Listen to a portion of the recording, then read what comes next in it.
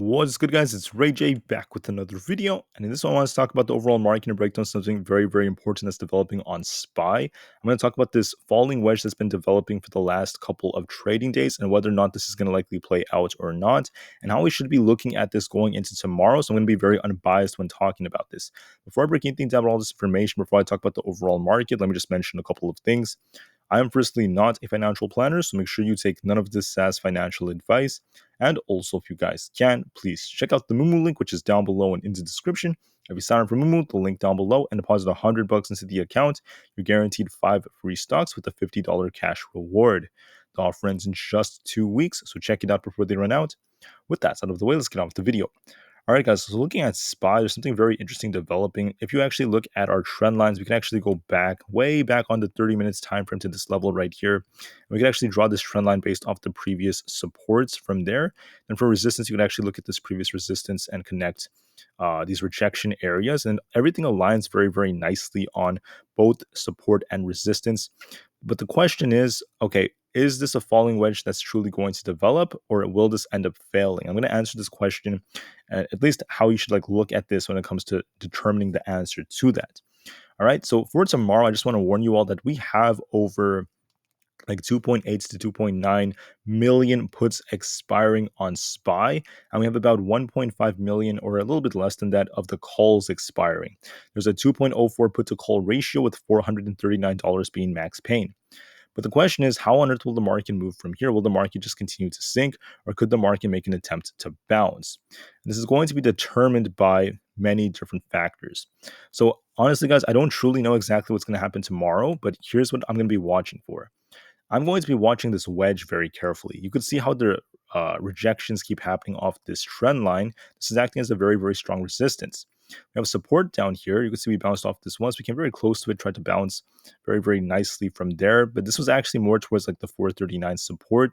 That is support for now. We're seeing us testing this level very closely. But the question is, will this lead to a breakout or will this not? So going back, there are two possibilities I'm seeing for the market for the next couple of trading days. Number one would be kind of just do this as time goes on, and I'm just hypothetically drawing this out, by the way. Don't solely trade based off this, but you understand my point. For Friday, we might just see the market fail to get any breakout, and we might just trade sideways. Might be very boring. Might see SPY just get a very pathetic breakout, and it could remain very weak and just close very close to max pain at 439 like that. This would be the more bearish case. That's why I made this red. That would be a very weak close for SPY. SPY not really doing much for Friday and just continuing to respect this wedge, if not breaking lower, because if it does break much lower, then yes, it could completely invalidate the wedge, or it would force me to redraw it or try to find another way of looking at it. But I just want to make that clear. This would be a more bearish case. The more bullish case would be when you consider how many puts are expiring for tomorrow. The market makers may try to cause a short squeeze, which would be so unexpected. It would just catch so many people off guard. They could try to just push the market up like this, and we might get a breakout from the falling wedge. We might see SPY start flying into the 442 area, maybe even higher levels than that. Reject off 442 to 443, come back down, and just trade kind of like this for a nice green day for tomorrow. That's another possibility. Okay, I can't promise anything, but I'm just saying it's a possibility based off this formation, based off this bullish falling wedge that is developing on SPY. If we get the breakout tomorrow, we could be seeing a short squeeze. If we don't get the breakout, a strong breakout, we could just remain. The red line I have here could be the other formation, and we may not even get much of a breakout as the market's looking weak. And just because we do get a breakout, let's just say it does happen, that does not mean that the market's going to reverse. That does not mean the market's turning bullish, because when you look at the overall trend, we could still be establishing a lower high, and we could always continue to sink down lower later on like this, back to 430. All right, so I want to make that as clear as possible. I'm just talking about a hypothetical scenario, and I want everyone to be aware of this and just be ready because of what could end up playing out. Now, looking at something else like Nvidia looks quite decent to me, in my opinion. I really like how it's looking. I really like it because it's continuing to respect this overall formation quite nicely. I never even touched these lines. It's forming a very nice flag. Those premiums are expensive on it, but it does look to me like it's set for a breakout very soon. We're going to be watching to see if it breaks out right before earnings. Approaching its earnings, we might get a very nice breakout.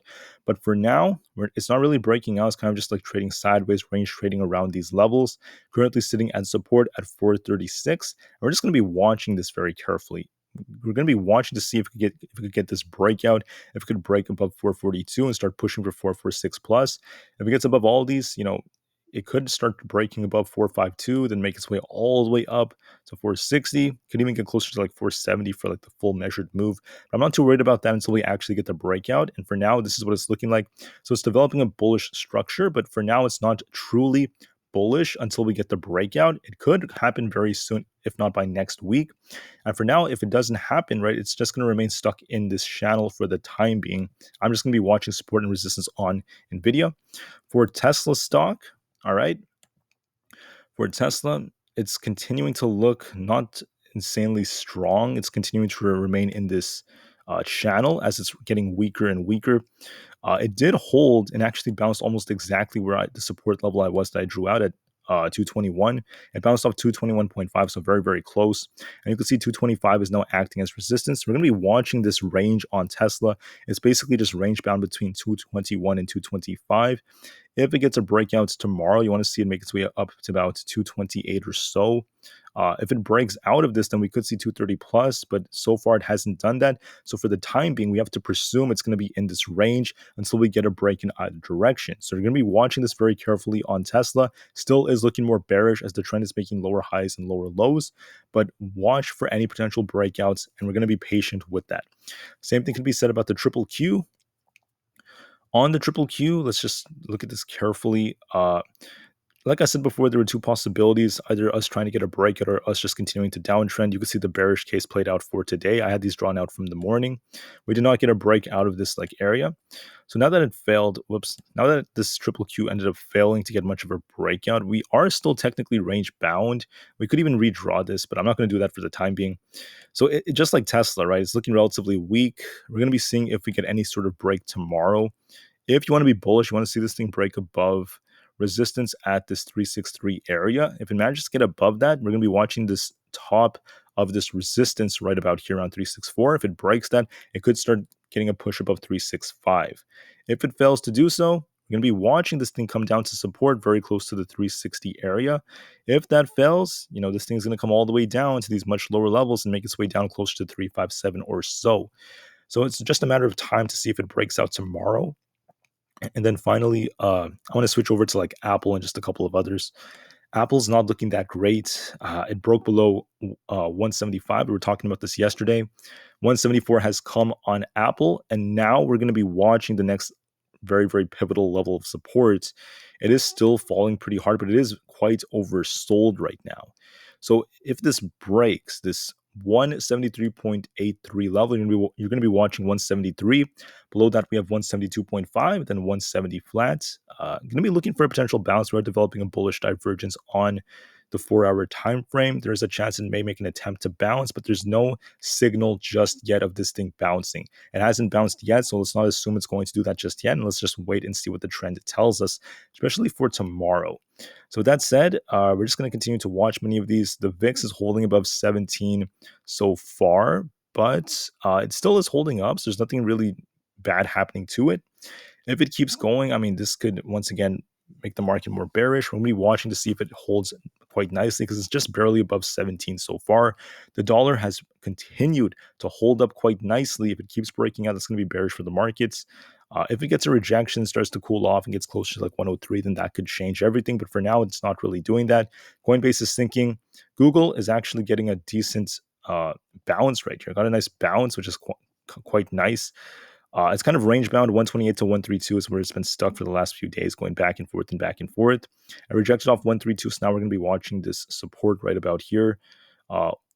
If anything, it's still trying to hold up, but not looking too bad. So we're going to be watching this range. It's just going back and forth and back and forth.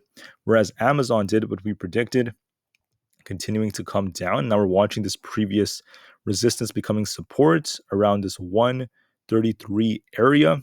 If this ends up breaking on Amazon, we have 132 coming next at the 200 EMA, but so far it's holding support. So watch these levels carefully, guys. Do what you have to do, and we're going to be once again talking more about the markets later on. Have a great day, everyone. Watch your areas very carefully, and I'll see you guys in the next one.